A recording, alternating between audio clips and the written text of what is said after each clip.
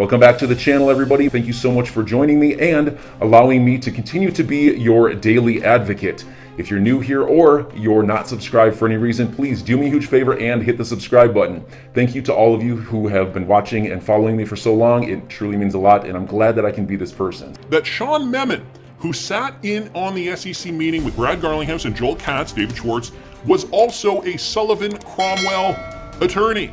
Well, isn't that interesting? So here's just a little write-up on Sean Memon, U.S. Security and Exchange Commission from June 2019 to January 2021.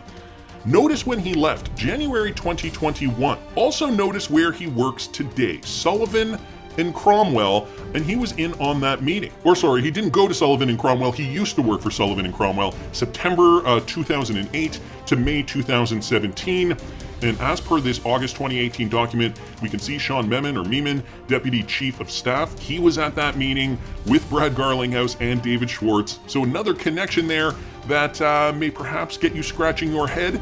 Sean Memon, who sat in the Ripple meeting with the SEC, miraculously decides to conclude his tenure at the SEC just one day after Clayton files a complaint against Ripple, Brad Garlinghouse, and Chris Larson. Now, who knows if he was maybe trying to avoid any conflicts of interest, or maybe he didn't want to be called to the stand or whatever. But it is very, very curious timing, to say the least, just a month after the SEC lawsuit was dropped. Not to mention Jay Clayton also left the day after he brought upon the lawsuit against Ripple and XRP. So another Sullivan Cromwell connection, things that make you go, But guys, I really think the judge is seeing the light now. I think Judge Torres is starting to get it. James K. Filan posting this. This is just the latest update on the Ripple case, SEC versus Ripple. Ripple and the individual defendants have filed their opposition to the SEC's motion for partial reconsideration and clarification of Judge Netburn's DPP ruling, noting that the SEC is simply seeking a do-over.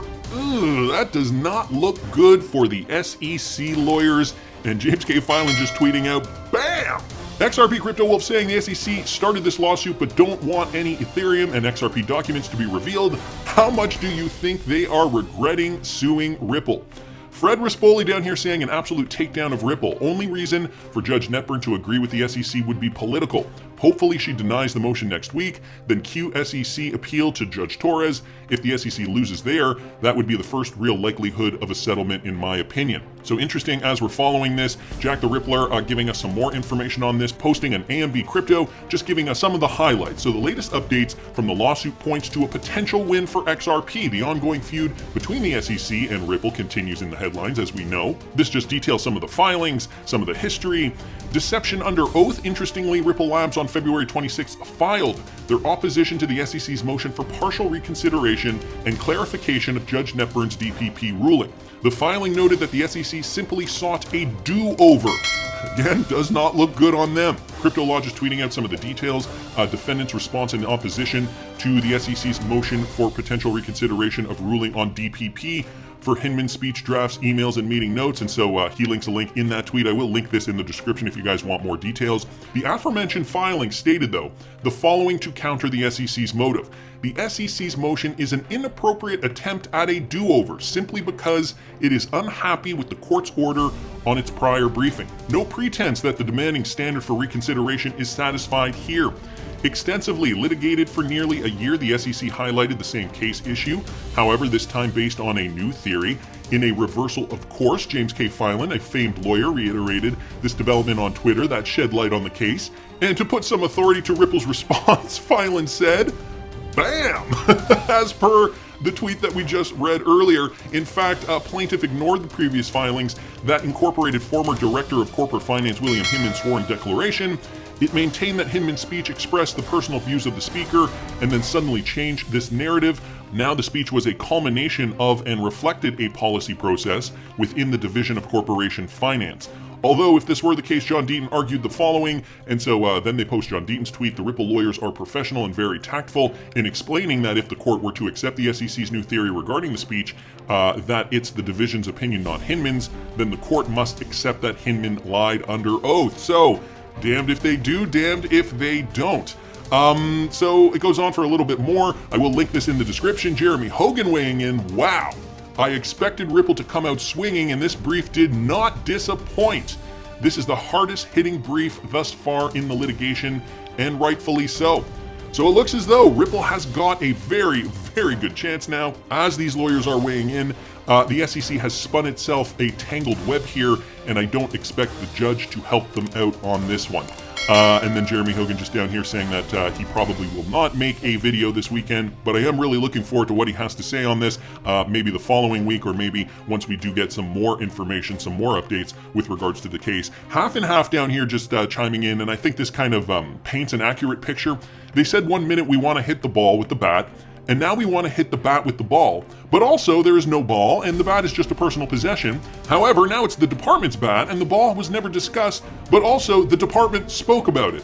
Yeah, this is exactly how convoluted this argument is, and I'm glad these lawyers are weighing in here, although it does not take a rocket scientist to realize what the SEC is doing, and how, as John Dean puts it, they are painting themselves in a corner. I think that was the quote there. Anyway, that is the update with regards to the Ripple and XRP lawsuit. Meanwhile, bringing it back to some news from around the world, sanctions, like I had mentioned in a video I did the other day. I think we're going to hear a lot more about SWIFT, replacements for SWIFT, because of the Russia-Ukraine situation that is going on. Russia obviously wanting to avoid the sanctions being put on by the United States, and so just the other day I mentioned Ben Swan and how he was saying the BRICS countries were already looking into something that sounded very, very familiar to me. Something that he described sounded exactly like RippleNet, and if you guys didn't catch that video, I will link it up here in the top right-hand corner. And so just more drawing towards this point, ECB President Christine Lagarde calls for crypto regulation to prevent sanction evasion. So because of the fact that they know Vladimir Putin and the president of China likely in cahoots to create their own system to subvert the US dollar, circumvent it altogether, I guess not subvert it, but to circumvent the use of the US greenback altogether, they are trying to figure out ways to do this. In the latest of such scenarios, the ongoing global crisis involving Russia has led to new discussions about the need to impose crypto regulation.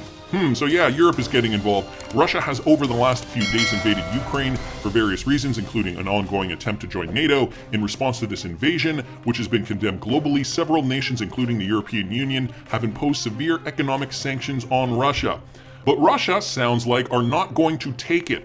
However, these sanctions might not have the far-reaching effects on the country as expected because the Russian government could possibly use crypto assets to evade these sanctions. And if you guys didn't see that Ben Swan interview on RT News, I do suggest you watch that video.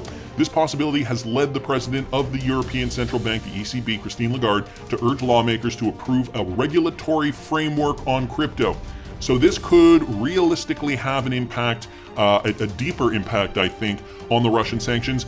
Lagarde made this call while responding to a question from a reporter on Russia potentially using crypto to evade some of these measures at an informal meeting on economics and finance. She stated the fact that the ECB would implement any sanctions imposed on Russia by the European lawmakers to the latter. So, cryptocurrency regulatory clarity perhaps coming out of this Russia-Ukraine situation. The ECB president conceded that digital assets can be used to circumvent any restrictions imposed on the country, and thus urged lawmakers to improve on the current crypto regulatory framework. This is what we've been asking for years now, and it's taking a war to put this in place? All right, here's a quote. Wherever there is a ban or prohibition or a mechanism in place to boycott or prohibit, there are always criminal ways that will try to circumvent the prohibition or the ban, said Lagarde. So, bringing it back to the whole crypto for criminals narrative, which I think is several steps back. I don't think they should be going there. Nevertheless, she's going there. She further explained that it is critically important that markets and crypto assets be pushed through as quickly as possible so that there can be a regulatory framework within which crypto assets can actually be caught. And just on her point here, and on Ben Swan's point from the video I did the other day, we also have Jim Rickards, courtesy of Golden Key here. I was tagged by George Herpick here on Twitter. Here's what Jim Rickards had to say on CNN the other day. All these countries are trying to get out from under dollar hegemony, and that's going to happen. And then there goes the power of the U.S. to impose these sanctions, right? Correct, because if you, first of all, they're all building alternate payment systems. Even the German foreign minister the other day said Europe needs an alternate payment system. They could do cryptocurrencies. I'm not saying buy Bitcoin. I don't like Bitcoin at all.